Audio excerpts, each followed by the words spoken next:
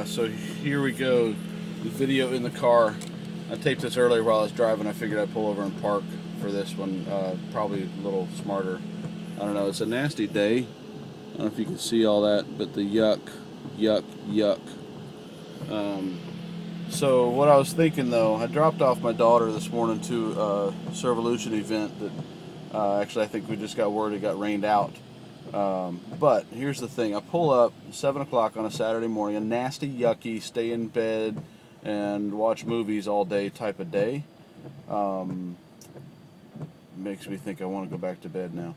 Uh, but it's one of those just nasty days. Tori and I were riding up there. She's got the Starbucks, and she's sipping on it, and I'm just it's just one of those bleh mornings.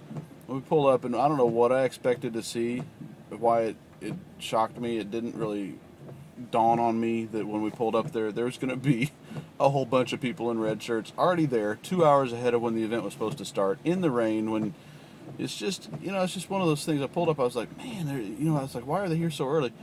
And what they were there for was to set up for the servolution event. They were there as people to serve the servers. And it just made me start thinking it is something that's very easily overlooked. And I think sometimes when you're serving the server, sometimes you think maybe, or you don't get the rush of I'm the one who's out there in the sweat and digging up a rotten tree in somebody's house, in somebody's yard, in somebody's house. We've taken trees out of houses too. But you get that, you have the story to tell, because I was with that person when we knocked on their door and said, hey, we're going to cut your grass, or those things. You get that front line, there's that rush, there's that adrenaline rush off of it. But when you're doing the serving the server, where you're the guy who's setting up the tent where there's water for the team, it's kind of like, it's almost like feeling like you're on the football team, but you're the equipment boy. Well, you're not really on the team. Well, you know what? The football team wouldn't be real good without the gear being taken care of. And I think sometimes we, a lot of times I get, I think, man, I wish I was out there on the front. And then you think, well, if I wasn't doing this, then there wouldn't be any, or there would be people on the front, but they'd be getting clobbered. It wouldn't be working right. And I thought back to when I was a little kid. We went to my great aunt's house one time, and we were picking berries. I don't remember what kind of berry it was. We were picking berries, and the cool thing when you're out there harvesting, you can kind of you put 3 or 4 in the basket, you pop a couple in the mouth, and so you kind of eating while you're harvesting, and that's cool.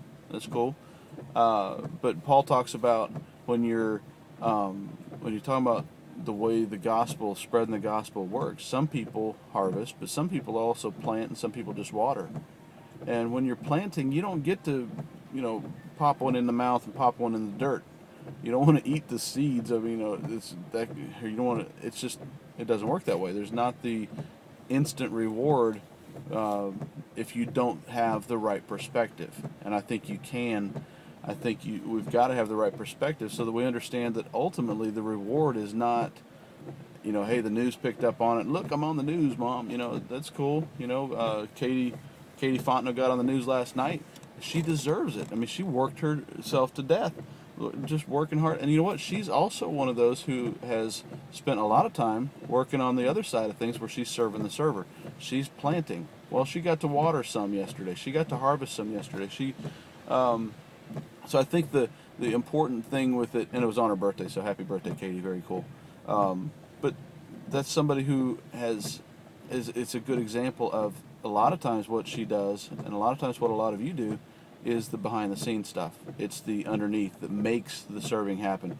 I think serving the server is something we need to celebrate, and even if we don't, it's not the same. It's not the same as being on the front. You're not going to be able to celebrate it the same way.